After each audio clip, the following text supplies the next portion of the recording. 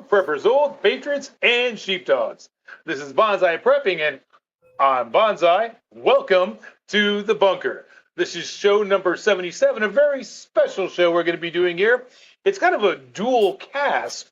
It's myself, Bonsai Prepping, and Cubby Jaxon from the Cubby Jaxon podcast. Well, thank you for having me today. I'm excited to be here. Been watching your show almost a year now, and I like listening to it. That's one of our travel bugs. You know, we like to flip around from podcast to podcast, so it's nice to be here, be in the bunker, man. I got to tell you, on a 1 to 10, you're a 9 3/4. It looks good, brother. It looks good. Sounds like Ron Jeremy, 9 3/4. No, that's what the book says. If you look the video, it's a book. It's an even 9. Exactly. Yeah, you're gonna get what you get from a book. Now, for those tuning in on the Bonsai Prepping side here, you can get a very special look tonight.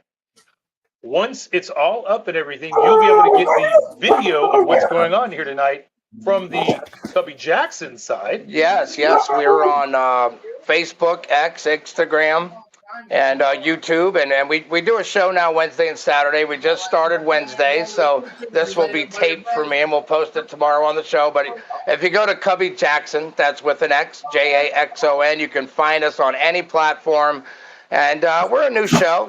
We started rocking about 6 weeks ago, and my show, most importantly, is about inspirational stories. We like to do good stuff, especially with animals, because the animals are the best. Oh, yeah. So we did like the birth of the black rhino, which never happens during the daytime, which was exciting for the people over there, and the march of the penguins, and whatever else we find engaging with the show. But we do politics. I make no secret on which side of the fence I stand on. Oh, yeah. So we are a conservative political platform, and we get into a lot of different things. But the most important thing is it's not 100% political because, again, a lot of people are still on the fence. They don't really understand what's happening. I'll probably get into it later in the show with you, but if you think World War III is a myth, man, it's already started. It's just not on this continent. Definitely. So. And, Bonsai Prepping, for those of you out there, and on your end, because this is also going to be seen for the first time. Hey, guys, on the Cubby Jaxon show. Yeah, we're going to be having this out for you Wednesday. What the Bonsai Prepping podcast is, it's politics, prepping, science, history. Yes. You'll hear us talk about Alexander the Great, the Mongol hordes, but how it all I have no idea. relates to what's going on now. Like they say, there's nothing new under the sun. Yeah, well, the sun's about to be I just have blocked. to do a little spot here. I just need We to always talk about the world order that's happening with Charles Schwab, and you got Fink involved, and you got Soros involved. I mean, it's definitely on the decline fast. I think my biggest worry about what's going on, especially when you attach, there's never a winner in war, but it's happening. And this was a really good show and a very good experience. This was taped yesterday at an undisclosed location at the Doomsday Prepper by Bonsai Prepping. But you can catch him on Spotify, and it's a great entertainment and definitely a learning curve. The guy definitely knows what he's talking about. So enjoy that. I mean, you see it all over from the Red Sea to Argentina now. Yeah, Argentina. So it's the world's getting bad. Venezuela. I mean, it's spreading around. That's why you have to prep. Some of the first things that we wanted to talk about here. Let's hit the U.S. cargo ship that was just actually hit. The 2 ballistic missiles. I caught that this morning. And after they were warned, and if I'm not mistaken, there was 100 and something rockets that they launched, warning the Houthis to just cut it out. Right. And apparently there was a text in front of that, and only 2 people were hurt in those 100 missile strikes. True story. Not bad. Not bad. A U.S.-owned cargo ship was struck by a missile shot by Yemen on Monday. Martin Luther King Day. U.S. officials are saying the Iran-backed Houthi militias fired the rocket. This is the latest case of rising tension between the U.S. and Houthi militants in Yemen. Just last week, the U.S. military fired missiles at the group in retaliation for attacks made in the Red Sea. Now, folks, this is getting more than real. Like we've talked about on the show, some people ask, well, how does it affect us here in America? There's fighting going on over there. It has nothing to do with us, right? Yeah, you know what? I think people really just, again, it falls back to information. I mean, if you're not getting the right information, you don't know which avenue to take. And this is big. I mean, it's more than just the illegal immigration. It's our financial system. It's the retail system. As I've been saying on my show here, I mean, you get people broke, you get them rely on the government system, and then it's like anything else. You just come adapt to it. It's like domestic violence. You hit somebody with free food long enough, they're going to expect it, right? Give the mouse a piece of cheese. What's he want next? A glass of milk. And as long as, I mean, if we were making it all here like we used to, Yes. it wouldn't matter so much what happens overseas. Yeah, you're right. But since we get just our pharmaceuticals alone, over 70% of our pharmaceuticals come from overseas. You know, their article I read, they had like 82% of the seafood we gets imported, like almost 70% of the beef we gets imported. Which is insane with all the cattle we have here. But then again, we're exporting stuff out. Yes. Which, okay, maybe if we're exporting this out, we're importing this. If it stopped coming in, we'd have enough here, but we still won't. I mean, we got 300 million mouths and rising with all the illegal and stuff. rising, yes. They want to, like you were saying, control the food. Well, they have to. Yeah. I mean, because the best way to control people is control their stomach. And if you read some of that Charles Schwab stuff from the World Economic Order, they've been talking about this for decades now, getting rid of the cattle, getting rid of the beef. He's also tied in with Bill Gates doing the green burgers. This is all the processed, lab-grown stuff that they want you to eat for a living. Insect burgers. Yeah, your insect burgers. And, that it's, like I said, it's all a plan. If you think these people are stupid, you're mistaken. Exactly. And that's what confuses a lot of people. If you're a CNN watcher or an ABC watcher or an NBC, you're never going to hear any of this on their television shows. The media is probably half the problem of everything. If the media went in another direction, at 90%, this country's fixed in a year. But they're going to continue to lie because it's part of the plan, and they're the sheep, man. Now, the only thing that I have to... Yeah, the media is not going to tell you nothing. That's why it was so important for me to go visit with Mr. Bonsai here to let you folks get some good information. And it's a good site, and you'll be able to learn a lot. And that was the most important thing from my visit. Not agree with there is I have this other very good friend of mine. He's 71 now.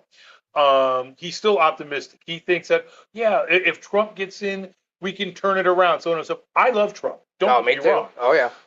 But it does not matter. Putin, Zelensky, Trump, they're all pawns. The ones that are actually pulling the strings are several steps up. Oh yeah. All these wars that are starting, it's all engineered. It is. They need to depopulate like the earth. Well, they've been that's another thing they've been talking about for decades. You got Ireland doing it, the Conor McGregor thing, where he posted that this is just unacceptable after the 4 little kids were stabbed with their caretaker. Oh, and it's the guns. Oh yeah. Right. Oh yeah. Every time somebody gets in the argument with me about the Second Amendment, I just say, look, if you want to sue a gun company for killing somebody, then I'm suing somebody who's making the forks, because the forks is what made me fat. So, that's a simple argument to just push away pretty quick. I mean that, and if you look at like someplace like Great Britain, we have like almost no gun deaths and this, that, and the other. But their violent crime is way higher than ours. Through the roof. Yeah, their stabbings and their beatings. Now, I don't know about you. If I have a choice of being shot and killed or beaten to death with a baseball bat, I'll take the bullet. I might be dead long before that gets to that point. Yeah.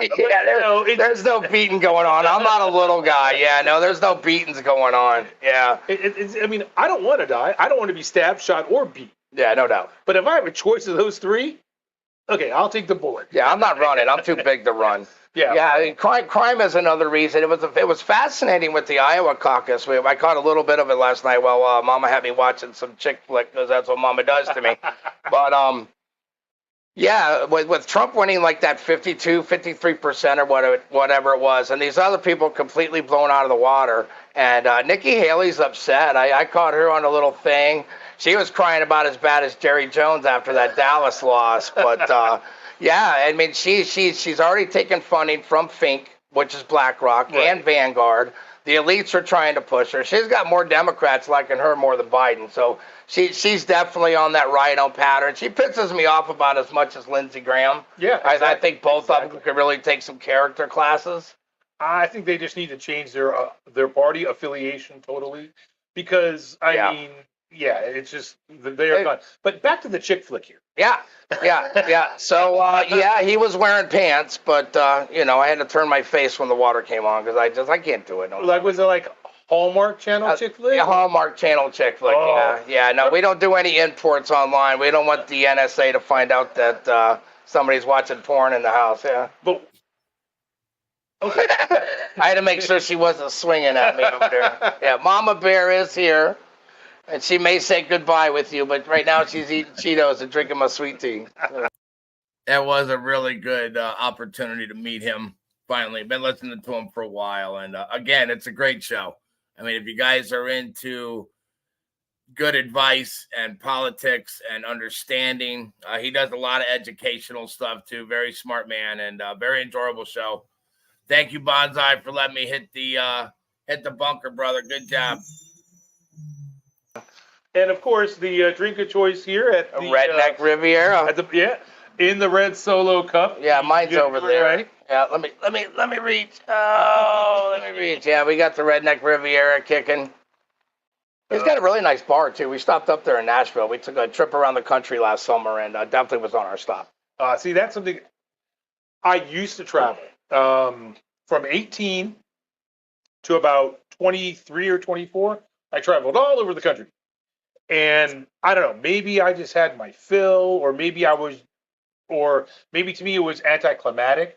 I mean, I saw Mount Rushmore. I mean, I went all. Yeah, we did the trip. Yeah, Rushmore. We saw Vegas. And I tell you what was really nice was that ride from Vegas down to Sedona, because we took the hot air ride. Oh, yeah. And that ride through, you wouldn't even know the mountains existed down there. I thought it was a hole in the ground called Grand Canyon, but no, man, it's got some stunning, beautiful mountains. And that ride takes you right down through the, as we call them, hollers, but lower mountain area where you go through. And, man, some of the most stunning road I ever seen in my life. Yeah. But I don't know.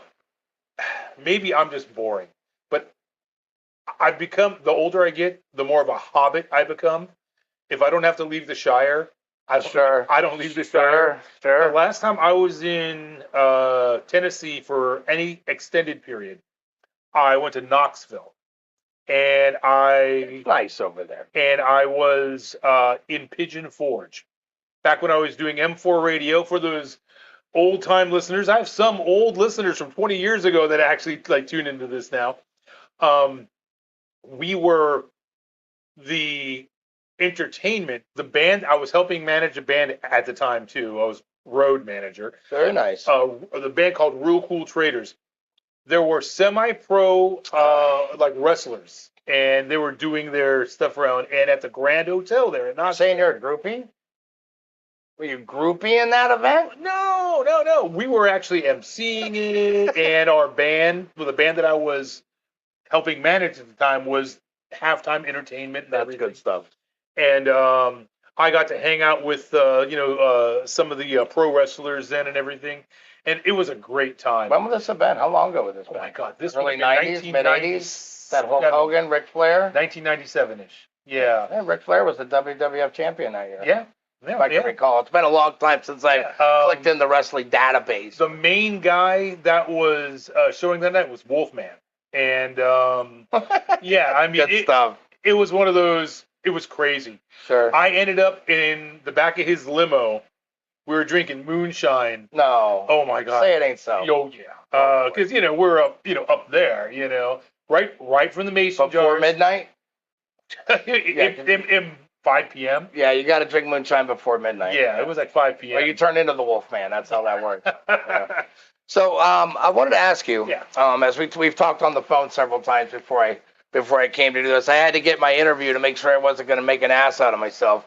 So for the basic people that watch my show, I mean, obviously, even us, I think everybody preps at some point, especially being in Florida with the hurricanes. Yeah. Right. Your basic food, water, ammo, whatever it may be.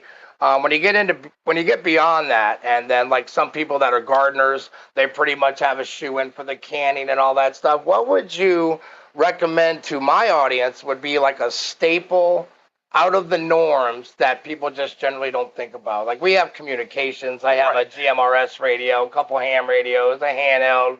But for the normal person that just doesn't have any idea, about communications or storage, what can you say to them for their 100 days, right? Well, shelter first, of course.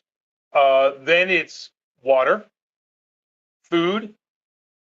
Then at that point, you start dealing with your other things like communications, because you need to know information will keep you alive. Yeah. Know what's going on. Completely agree with that. Are the bad guys coming towards you, going away from you, or the bombs coming towards you, radiation, whatever it is, the zombies, the aliens, whatever the event is. It's funny you say aliens. We were wondering what they would drink. Like, at some point they gotta have a Club Med alien club. Like, what, is it the grasshopper? Is it the Mai Tai? We're gonna find that information out pretty soon with all the UFO sightings going on. Even Dan Bongino said he had something floating outside of his daughter's house. She screamed for Dad. He opened the curtains and he's like, I'm not saying it's an FBO, but it was hovering there. And I think I've had a couple of those experiences myself. Well, I think if I was to make first contact and I extended a bottle of Redneck Riviera, I think the world survives. Exactly. Yeah. That could be the thing that joins the two cultures right there. Redneck Riviera. Redneck Riviera. You might have a sponsor from you eventually, John. It's either going to be that or Jose Cuervo, because depending on where they land, that might be your only two options a year from now. Just don't drink the water. Yeah, no. Not even the tap water. They just put the caps back on and heat it up with a lighter like they do. Now, all joking aside, okay, depending on where you live, and if you're in the city, if you're in the suburbs, if you're more rural, that would be the best place, of course. But even if you're in the middle of the city, sure, the most important thing is water and food. You have your shelter and the connections, the networks with people. Because even if you had a year's worth of food stored, once it runs out, then what? When he's talking about the networking, that's just so important. Depending on how far you are in your prepping, the networking is so important. Yeah, the networking you talked about. If nobody listened to the New Year's show on Bonsai Prepping, you got to go listen to it. You're going to get the best top 10 you ever had, and it might save your life, by the way. Networking with people that are like-minded, that you may have skills that they don't. So if you live in the city in an apartment, you can't have cows, goats, and pigs in your apartment, of course. Depending on which bar you hang out at. Well, yeah, that's true too. But you hook up you make contact before the shit hits the fan. Yeah. With people that do grow their own food, raise their own animals. Yeah, we start find something that they need that you have. Yes. Be it a skill, be it whatever. Yes. And then you make those connections now, so when the stuff does hit, you can trade, you can barter. Because once the shit hits and the ATMs are down and the banks are down, stores are closed, no groceries, no Walmart. Exactly. Your dollars, you can wipe your butt with them, start firing with them. Pretty much. At that point, it becomes barter, trade, gold, silver, skills, your 16-year-old virgin daughter, whatever you have to trade. I'm kidding. Yeah. Kidding. He's holding up a sign that say he wrote down "I'm kidding" on the paper before he said that. He's like, "Don't freak out." He's holding the paper. But yeah, it's those connections, because once the stuff hits, if you don't have those connections, trying to make those connections afterwards, who do you trust? Sure. Is that person the government? Is that where you're? Yeah, exactly. Right. Remember, everybody forgets it took them 5 days to get water to the Metrodome or the Superdome when it hit Louisiana. That tells you the caring aspect of the preparation that this government's going to have to do anything. Yeah, some of that I do blame them for, but part of it too is just the massive logistics. It does take 24 to 48 hours because they can't pre-position the stuff right in the red zone. Oh, sure. You're talking about your line guys and everybody else. Right. And the food and the water. Sure. They have to be positioned far enough away that they don't get damaged themselves. Yeah. So after whatever it is that passes, earthquake, tornado, hurricane, zombie apocalypse horde, whatever, then they can come in. So there is going to be a lag time of at least a couple days. And I think at this point, they better start paying attention to what's happening. I mean, it's already going on with the China balloon going over. Now, if that China balloon, let's just say there was two, one had an EMP. Yeah. I mean, this is going right over our nuclear facilities as well. So, you know. But See, now, these are some of the things that you guys don't get to see that often. When I'm doing the show, all you can do is hear me pouring. Yeah, that's me shaking, by the way. Yeah, not Now, like this. My fans that are cross-platforming and seeing, yes, Reg, John, Rich, sir, There you go. Sponsorships, please.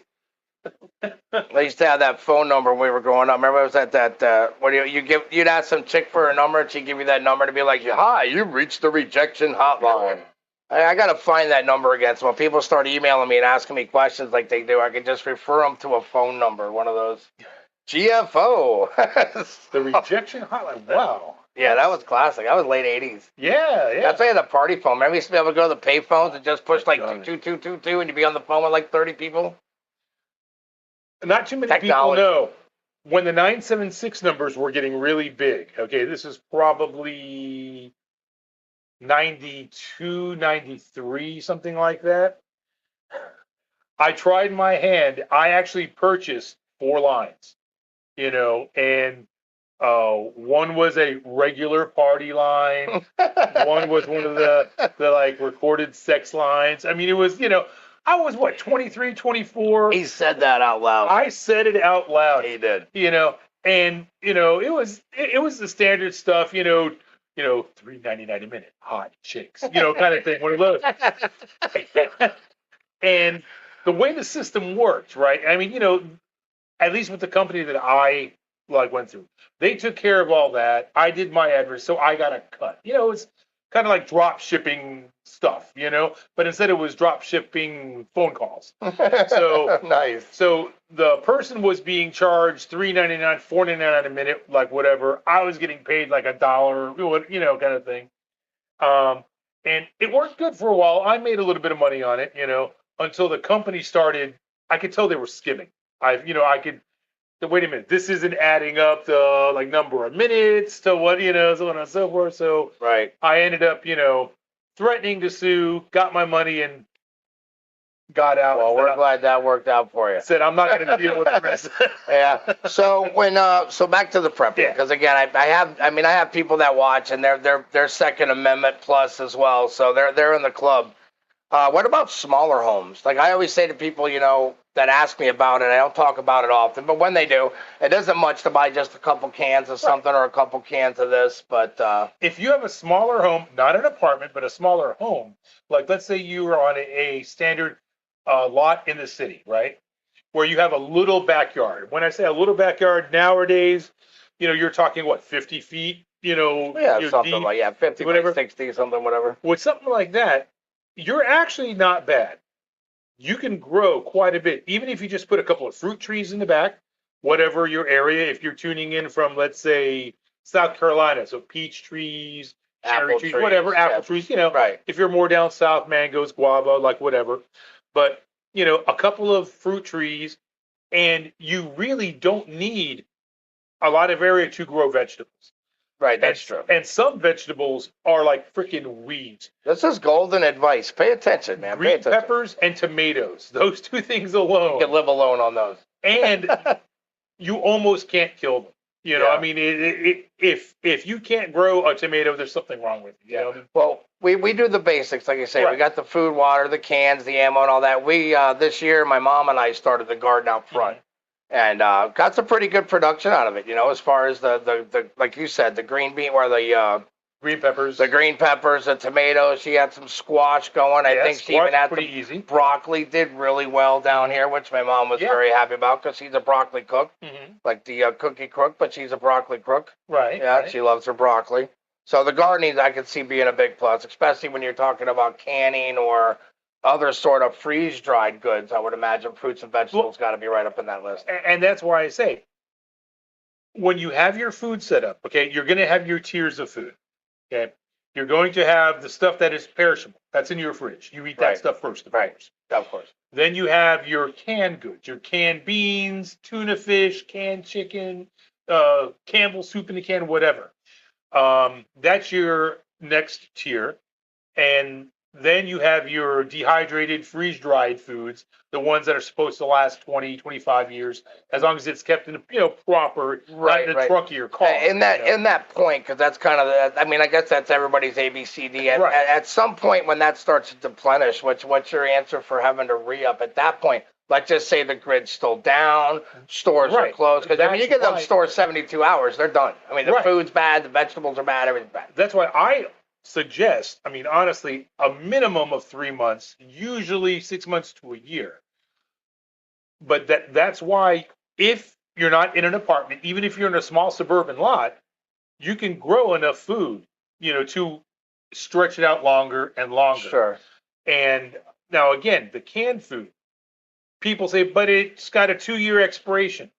Bullshit. That's the recommended data. Yes. I've opened up cans of corn that I purposely set aside just to test, to see, 9 years beyond date. I've done that about 8 or 9 years myself. And I mean, of course, you still have to do the basics, the smell test, the swell test. If the can is swollen, it's bad. And if stuff's growing on it, it's generally not good to eat. Exactly. And for those of you on video, that's the 100-day rule. Okay, it's the 100-day rule. Make sure you have enough for 100 days for you, your family, and don't forget your pets, because we've been doing a lot with the pets. We got the big 50-gallon drums for the dog food. We also got them some little packets of food that are going to be in the air sucker soon. We got to vacuum seal all that stuff. And I found that vacuum sealing actually adds more life to it. Oh, it does. It does. Yeah, we took a piece of bread in a sandwich bag and a piece of bread in our vacuum sealer. And probably another 5, 6, 7 days. It does make a big difference. Now, going back to the whole smell test and all that, for those young guys out there that are not that experienced, with girls, hide your ears for a second, ma'am. Not the 976 number again. We can't take it no more. It's the same thing. Smell test. If it looks funky, don't eat it. Yes. Same thing. Okay. Sounds like my mother's part of the refrigerator. Yeah. You're starting to go grab something and it shakes your hand. It's time to throw it out, man. Maybe time to pitch it. But so you can make that stuff last a lot longer than it says. True. Pasta, rice. Some of those things don't have to be freeze-dried, dehydrated, which is great, but it's expensive. Now, I know they have the moisture, but if you're putting those in a steel container, you want to make sure the moisture is out of all that stuff, too. Very important. More important than storing it is keep the moisture out of it. Now, actually, behind that American flag here, there's a 100-pound bag of navy beans. The big green bag down there that you're... those are the best beans. Right. Now, those down there those are close to 10 years old. And they've been sitting right there. No bugs, no weevils, no anything, because we keep it climate controlled, sealed, so on and so forth. Now, this is an amazing bunker, by the way. I mean, I don't know if you've ever posted to your friends this thing that don't see it, but it's quite impressive. Yeah, and you can't see it all. This is VIP access. You just can't wander in here. Oh, now they've only heard me do this. They've only heard me do it. But, we can always do a little chambering here of the AR-1200. Right there. The beautiful sound. Oh, my heart leapt. My heart leapt. Yeah, that's a sweet-looking rocket you got there, man. It does good. The gray one behind us is the bullpup. That actually dropped a hog recently. My neighbor's hog got loose, got into my goat pen. I had some pregnant goats.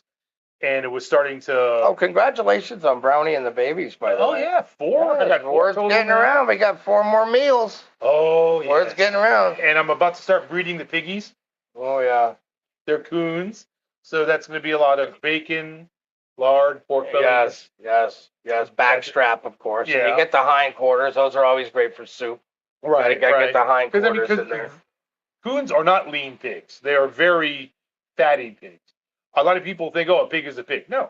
Actually, when you see those lean pork chops that you get and all that, those pigs are more the classic pink pig that you would see, Yes. like on Yeah, the farm raised pig. Yeah, We don't have those in Florida unless they're in a backyard. Man, we got wild hogs everywhere. Wild hogs everywhere. Now, coons, though, are farm raised, but they're the ones with the flat nose. They don't have the more a crushed nose. They look like they've been hitting the face.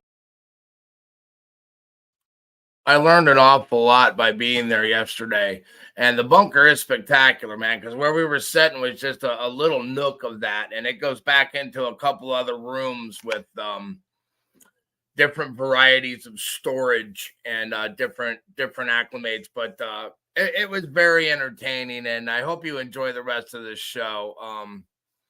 All I can say is, man, there was a lot of knowledge, and it went on after that for a little while too. So if you want to go to Bonsai Prepping, you can find them on Spotify and get a lot more intel that way.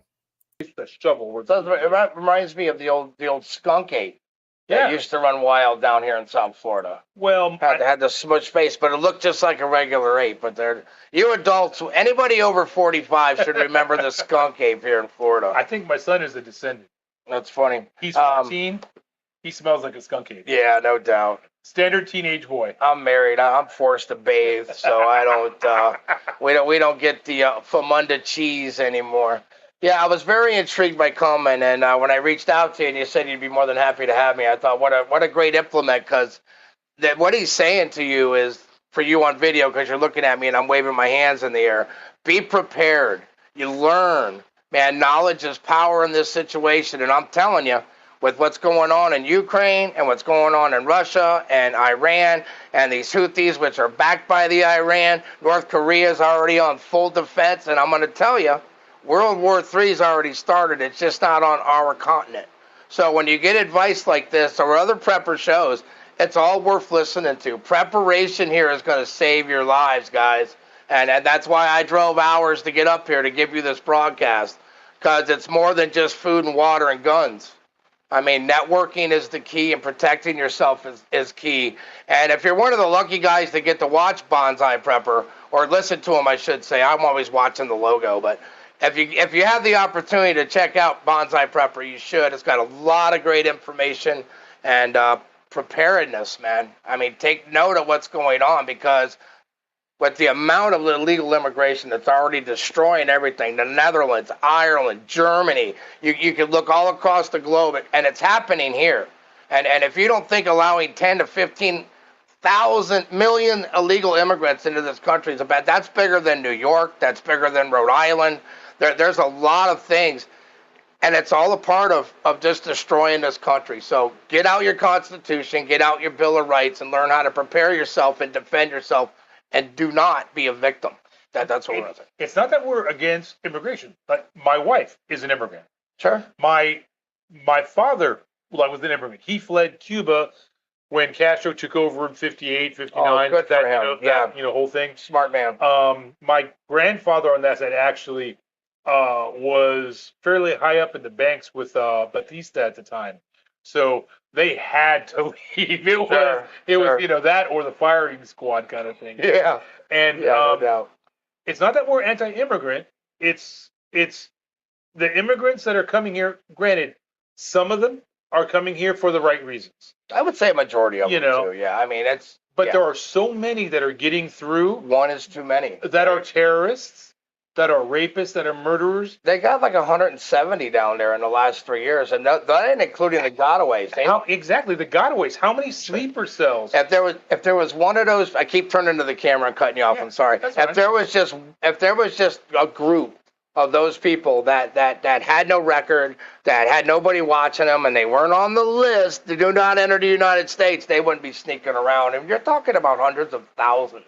One of those alone. Like one of the podcasters that I was watching recently, I forgot which one now. I watch so many. I'm constantly absorbing info.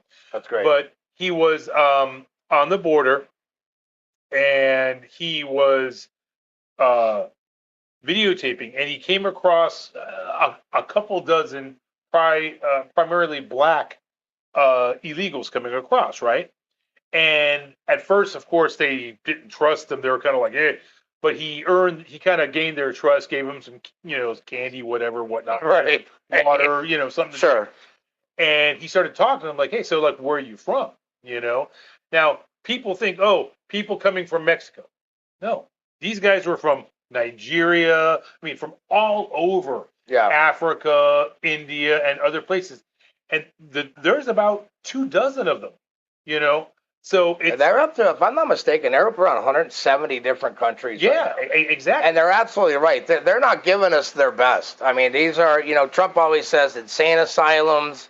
And, I'm straying. You have to stray towards more military, because if you're watching a video, I mean, you'll watch a video of 500,000 people come in, and there's like 6 kids. And all these guys are military age. Yeah, they're all ma'ams. 300 or something. Like military-aged male. Yeah, they had that whopping border number. It was like 12,000 there in Texas. Mm-hmm. And they had said there was 300 military men in there by themselves. Mama Bear and I were watching, and the guy had 3 suitcases. I'm like, that fucking dude didn't carry those suitcases across. So they're getting dropped off in limousines and Range Rovers. Oh, yeah. You don't go from somewhere in South America across Central America to get to the Texas border that like we are with $1,000 cell phone. Yeah, no. Like smartphone. But that's what's coming across. They're finding guys, if you just traveled that far, supposedly very little food, very little water, you would have lost some weight there, Yeah, maybe we need to make that trip so we can drop a little. If I could go over and come back and get free health care and a free cell phone and a hotel paid for and $5,000 gift card, I might just take you up on that offer, Bonsai. I just might. Well, like stop in Mexico donkey show, but yeah, well, yeah, and that will not be a 976 number. Now we've been talking about food here. Oh, yeah, I see your article. That's a great story.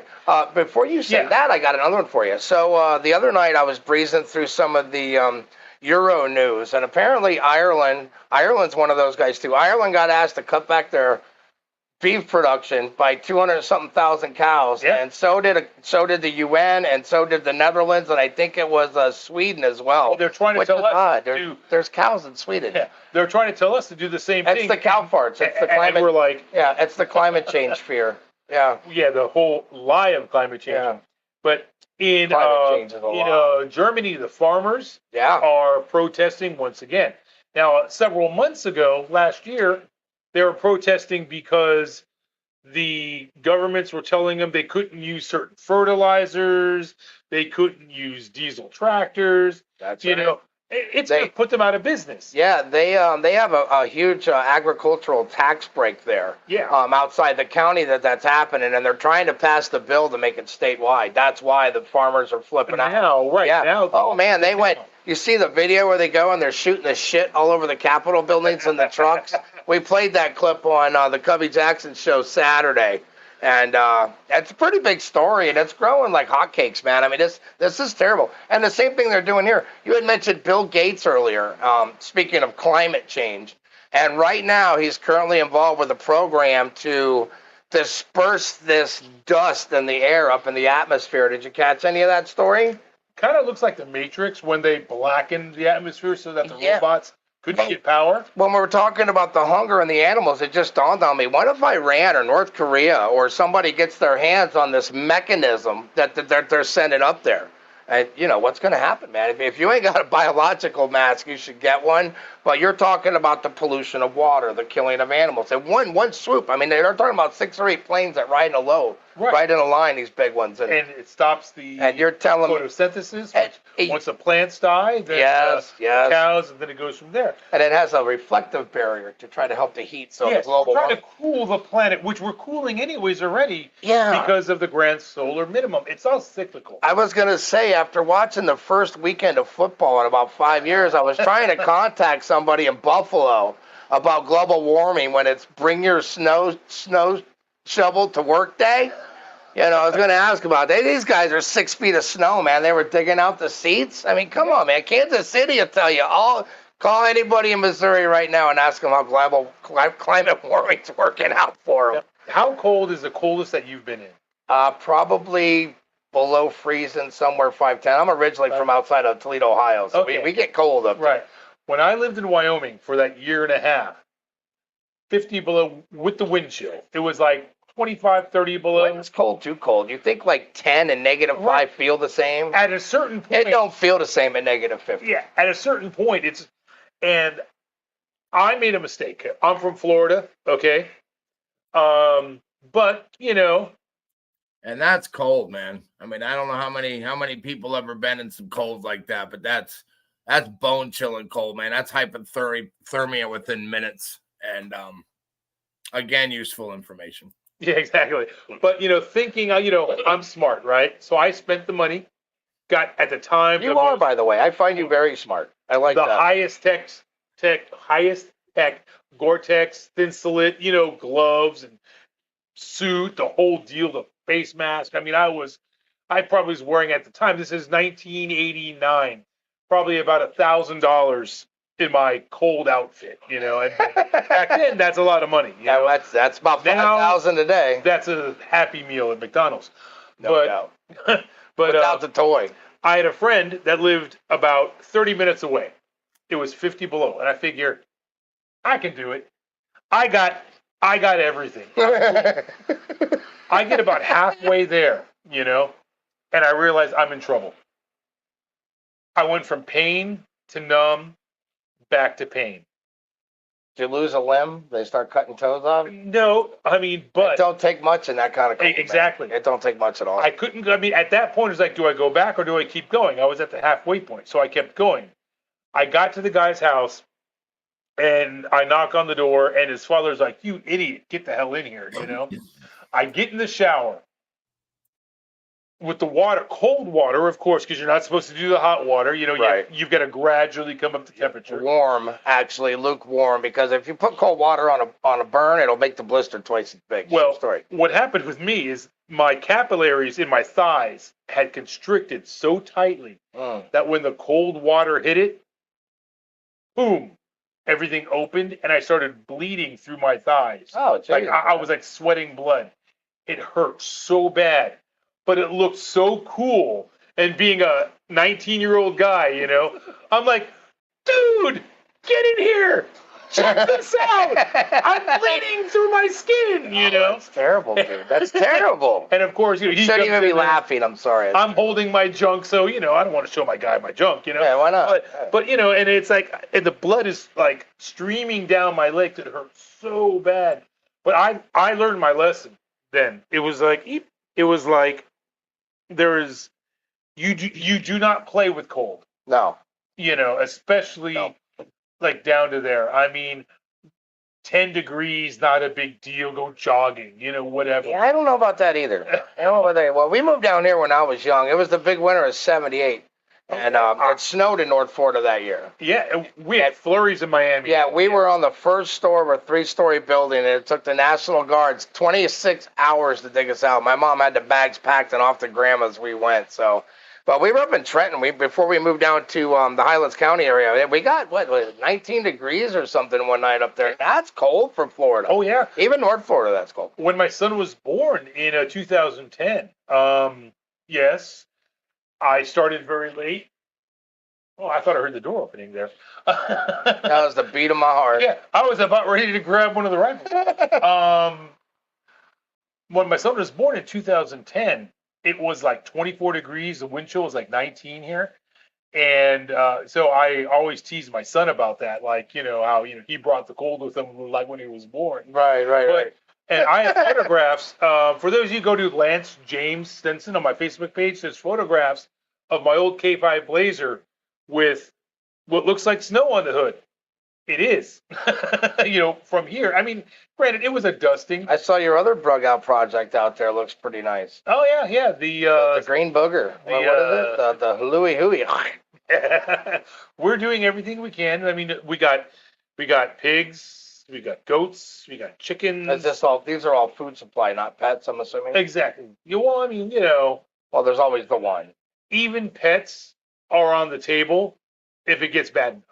I mean, I know that sounds so bad. The it ran away story's never going to happen. Well, it's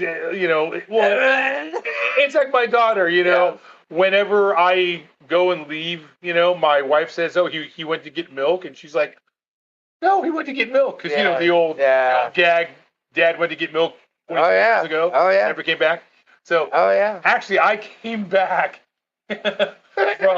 from being out all day one time, just jokingly, and I come home with a gallon of milk. And I'm like, and my daughter, she's 10. She's like, he got the milk. He came back. She knows the joke, and she just kind of rolled with it. That's good stuff. My kids they have a pretty sick sense of humor. They get it from me, but I get it from my mom. I love my mom to death, but she's from Jersey. Sure. She's a Jersey girl.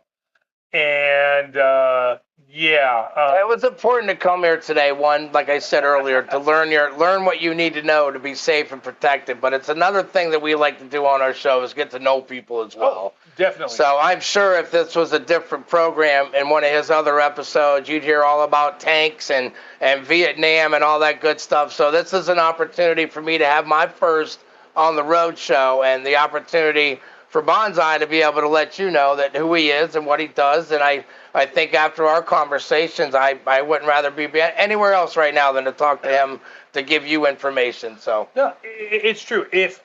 For those of you that tune into my show, and if you're new listeners coming from Cubby Jaxon, and you tune into some of the past shows over the last year and a half, you'll see the shows vary. There are some shows that are very technical, solid, hardcore.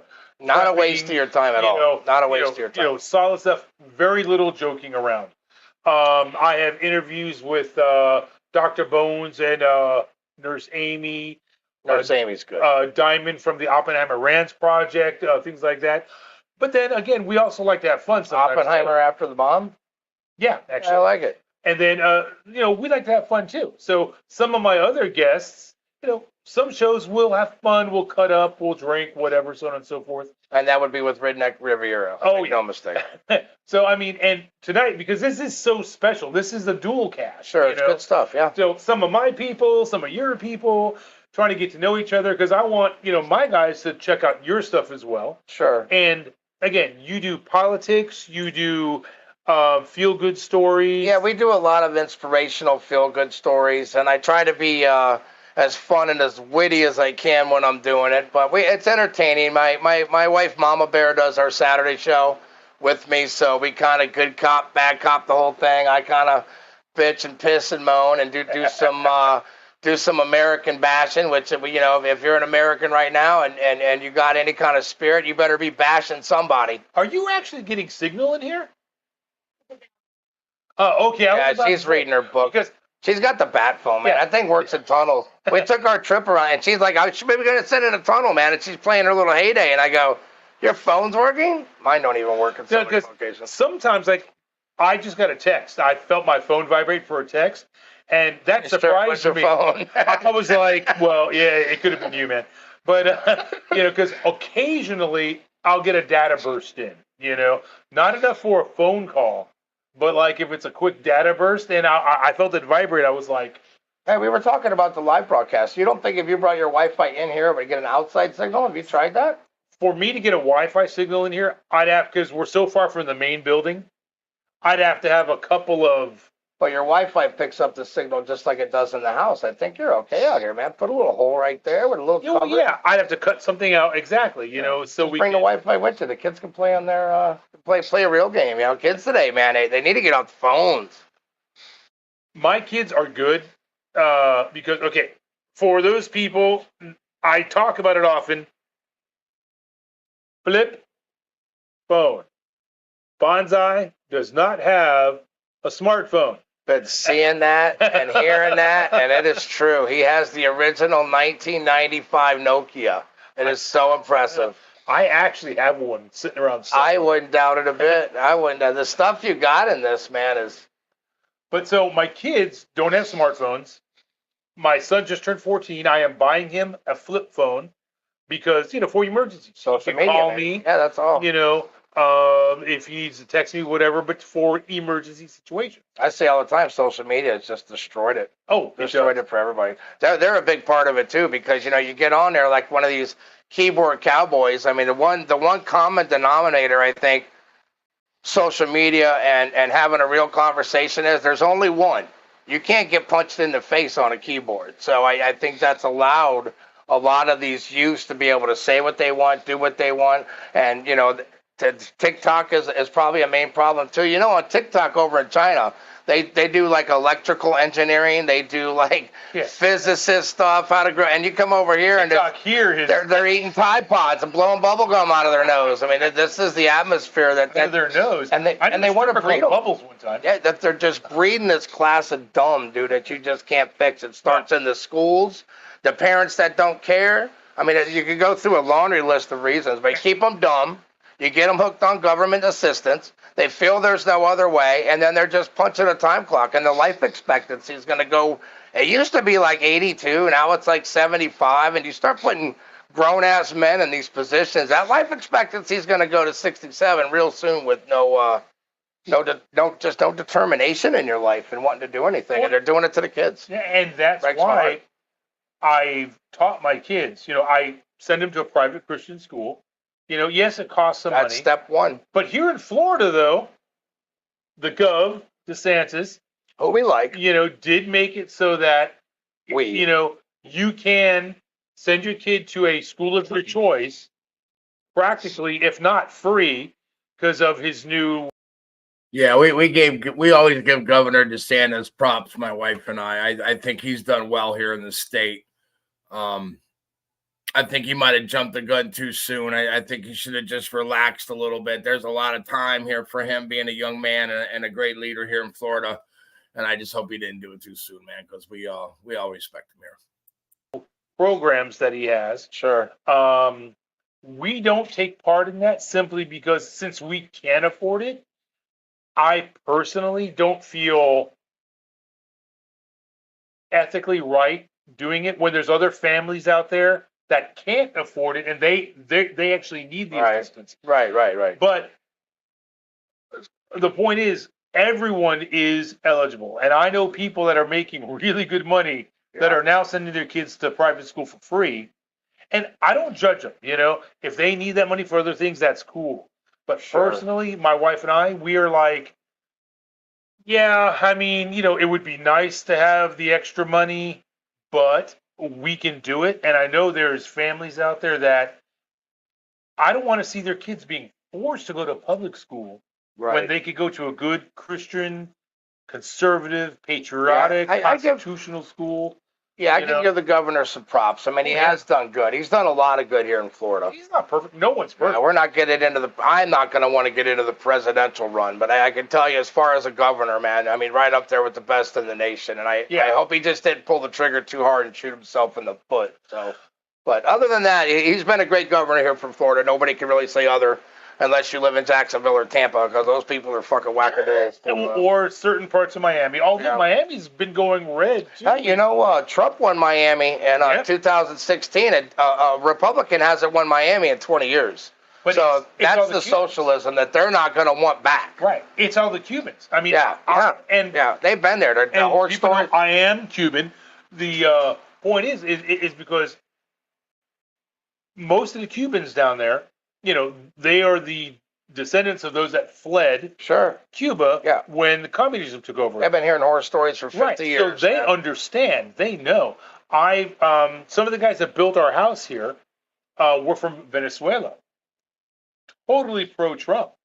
Because they fled Venezuela because of the crap that's going on there. The communism and all the issues. Yeah, a great story. I don't mean to keep cutting him off. Damn. Ecuador had the M13 problem. The gangsters, is that the M13?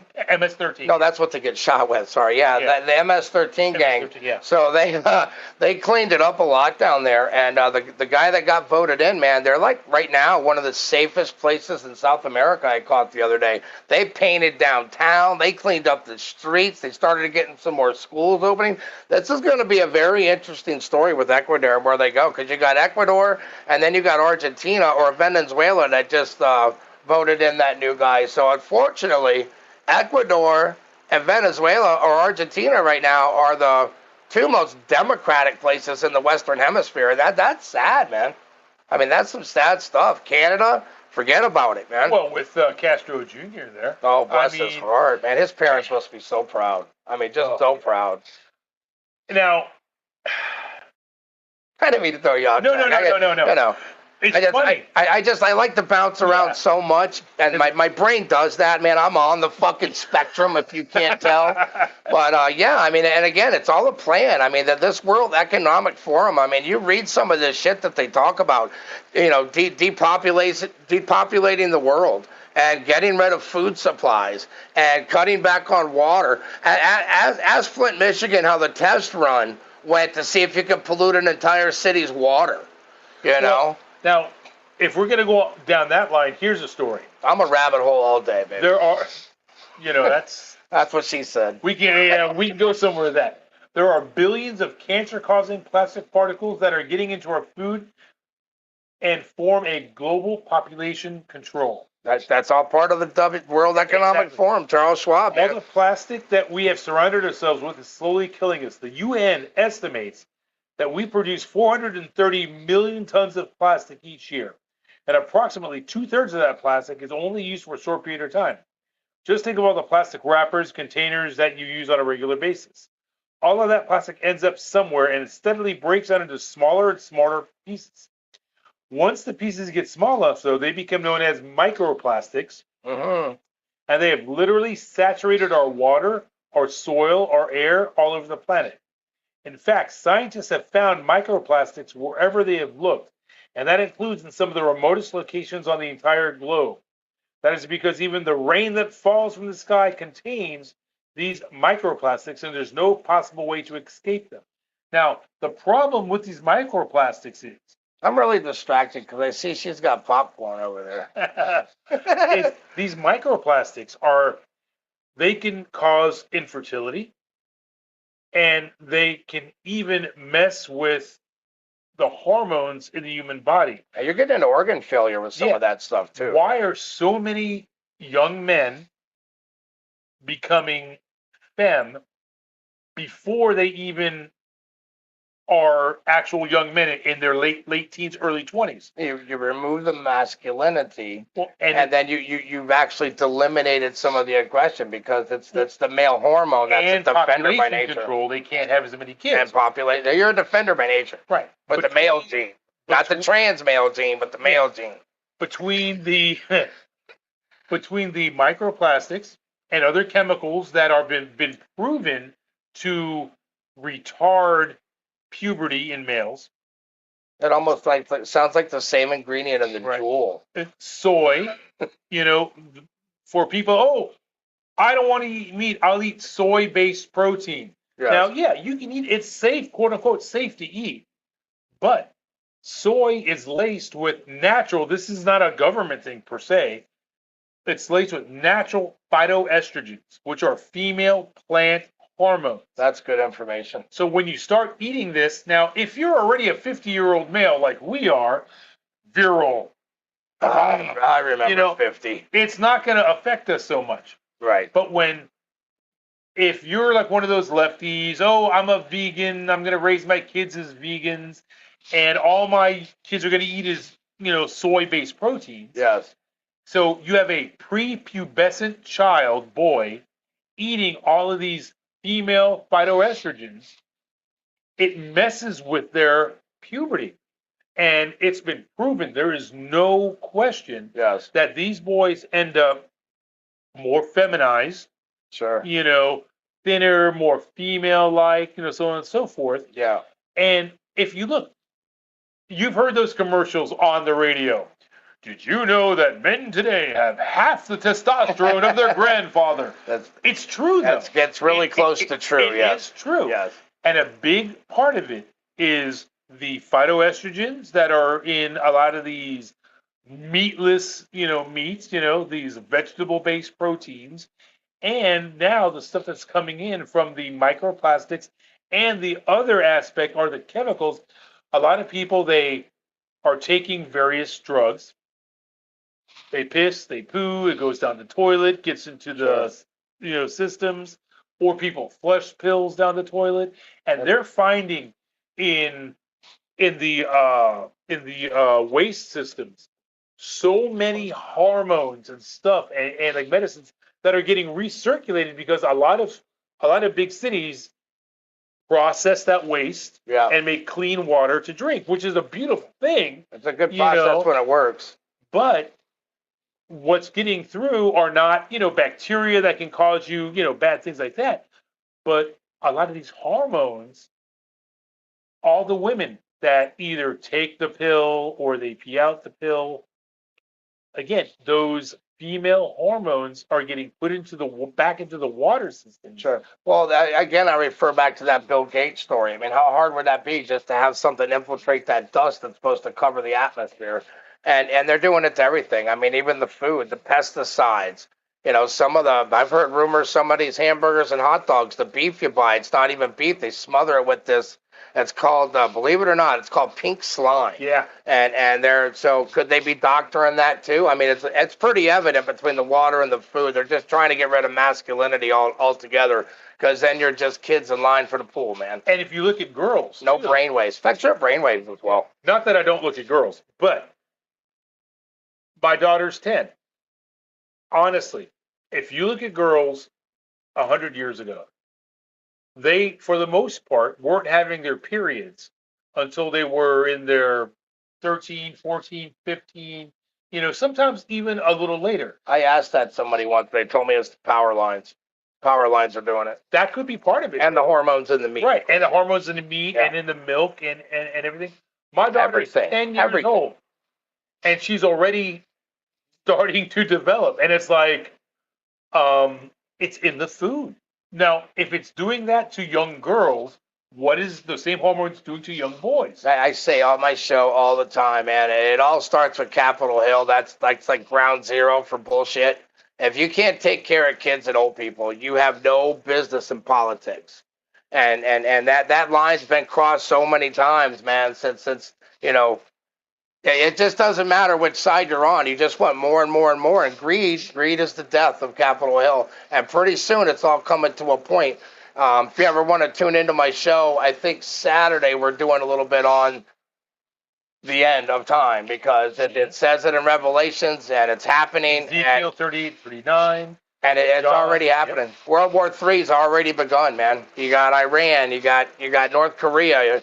All these companies, they're about ready to attack. We just had an attack on the U.S. cargo ship this morning, I read. If you want me to call in for that show, that shit's going to hit the fan. And they always say it's not a matter of if. Yeah, it's when. Well, that's where we're at, yeah. I am a Christian. Now, granted, I know sometimes I talk colorfully. I joke around about things that are off color and everything. But I do a lot of study, especially in end times, like Revelation stuff. Sure. Ezekiel 38, 39, which is what's happening right now in terms of Gog, Magog. You're talking Russia, Iran, Turkey, North Syria. Korea. I think Hungary's our only ally at this point. Now, back then, it was, of course, they were called different things, Right. Persia, that's Iran. Right. Can you believe the Garden of Eden used to be in Iraq? Is that even hard to believe to some people? Exactly. And the war of Ezekiel 38, 39 has not happened yet, but all the things are lining up for that. It looks that way. And I mean, if you want to have a full discussion on that, I can have a solid, serious. I had watched this video that was about 4 hours long on the breakdown and how the Bible relates today. And I tell you, man, that's some scary stuff. Yeah. That's some scary stuff, and it's happening. If you want to go in a little bit deeper into that, in the news, we've all heard about the asteroid Apophis. And only 2 people were hurt in those 100 missile strikes. True story. Not bad. Not bad. Plastic ends up somewhere and it steadily breaks down into smaller and smaller pieces. Once the pieces all on the same page with that. Last question I had for you. When you're talking about network, man, I clicked the video by accident. I apologize. Big dummy. We go down the rabbit hole of networking and communication and weapons and food and water. Right.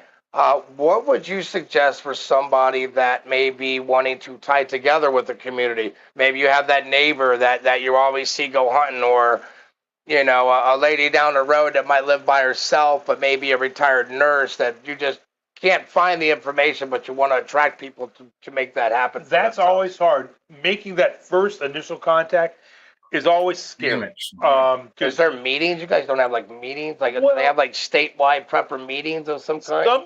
Some groups do. And we used to do that back in the day. We don't do that anymore because of where we are in terms of our evolution as a group. But that is very common, though, to find different prepper groups will have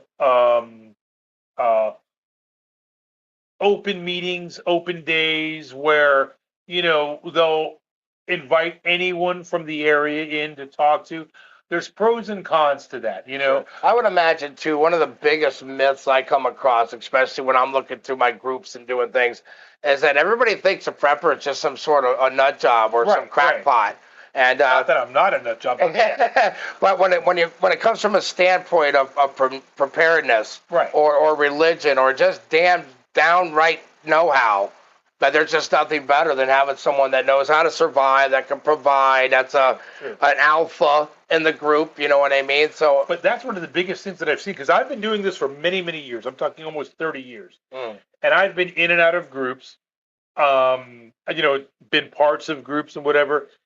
And many groups self-destruct, usually because someone wants to be the biggest swinging dick in the group. Too many chiefs, not enough Indians. Exactly. Yes.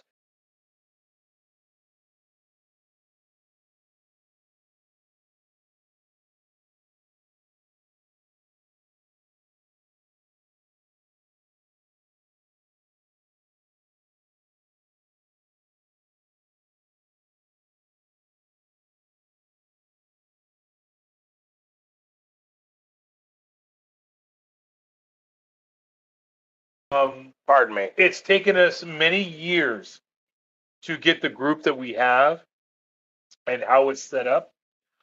Not to dissuade anybody or to make anybody think it's impossible. It's not. But just these are some things that you have to look out for. I mean, the difficulty of trying to find somebody that isn't just headstrong in one direction or another. It could be weapons, or he just wants to be the food hog, or whatever it may be. And it is hard, but how I have found usually the group we have now, we're at the point now where we truly can pick and choose. It's like family, friend that we know that they're pre-vetted. But in the beginning, when you're trying to start a group or even maybe hook up with a group, it is a skill. I bet it is. When you'll start, and I do it still anyways at work sometimes. I'll start talking to a stranger at work, because I get all kinds of customers. I work in retail, my other job. And, we'll start talking about the weather. Somehow it goes to the news. And then at some point it gets to the economy maybe. Sure. And then you start feeling people out, Do you get nervous at all? I find myself, especially now that we've started the podcast, especially with the emails and the messages we get through the show, is they'll ask me something completely political, which I don't see how anybody wouldn't know the answer to. And do you get nervous at that point where you just want to say what you mean? Or is it always, why can't we just get a long answer? Because if you ask me a question like that, don't be afraid of the answer. There's ways of doing it. I mean, is it more than just subtle, though? Is it? It really depends on the situation. There are times when it's usually 3 drinks in, where you're just like, I don't care what so I'm not afraid. Sure. But I'm at work. You know what I mean? You start feeling the person out, and you'll drop a certain question and see how they answer. Then you know how to phrase the next question. Presentation is the key. And usually, within a few minutes, I can tell if that person is receptive, and I've very rarely been wrong. Because the political temperature right now is through the charts. Oh, yeah. So just having a conversation sometimes with people when it comes to political, I 9 times out of 10 just try to back out of it. Like, I didn't see that, man. I was watching golf. Or just try to stay. Because people are afraid of my answers, man. I'm going to tell you. It's like, for instance, they'll ask me about the prices at the place that I work at. Well, inflation. Then I'll wait for their answer. Oh, yeah, it's so-and-so's fault. Yeah, it's either fuck Trump or Biden belongs in a nursing home. So depending on how they answer, granted, I'm at work. I've got to keep a certain face on so I don't get in trouble. Yeah, at well, work, yeah, you don't know want what to I get mean? in no brawl at work.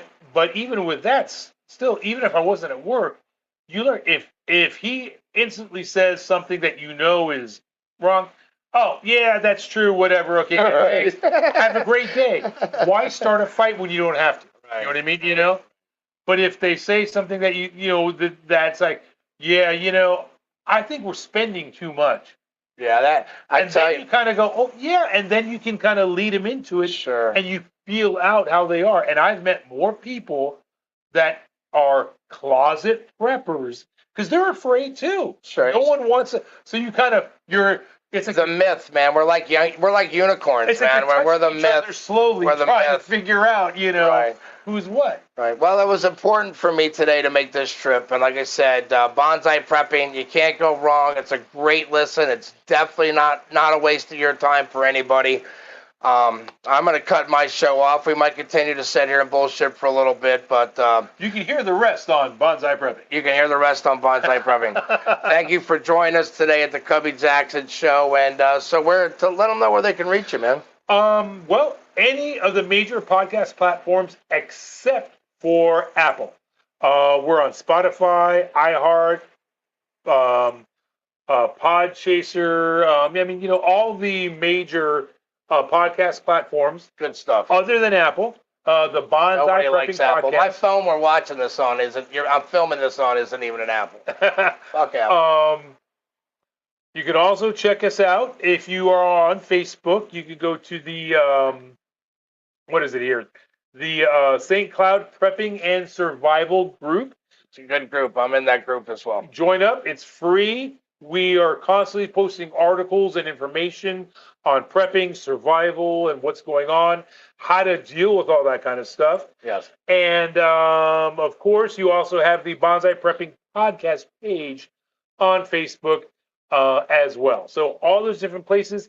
Never, ever fear emailing me. If you have any questions, comments, bonsai@m4radio.com. I will answer your email. If you have any questions, no matter how stupid you think it is, there are no stupid questions. There is not. Only dumb hosts trying to answer those questions. Truest thing you've heard all day. Yeah, so thanks for joining us, and remember, we're gonna do this tomorrow.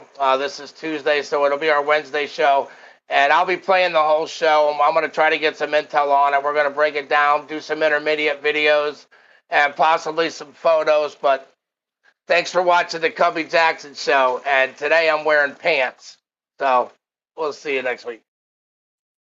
Well, I hope that was enjoyable. That was a Tuesday special we did at the Bonsai Bunker, and that is Bonsai Prepper, and you can find him on Spotify and the St. Cloud Prepper group, which we're in as well. And I really, really hope you enjoyed the show. I thought it was very entertaining and lots of knowledge going on there from Mr. Bonsai. So have a wonderful day. We'll be going live tonight on our Wednesday show as always, but this was a Tuesday special and it was well worth the drive. I think a lot of interesting information, and definitely do your research and be safe out there. And remember, guys, be kind to one another. Okay. And I'm not wearing pants. Thanks for enjoying the Cubby Jaxon Show.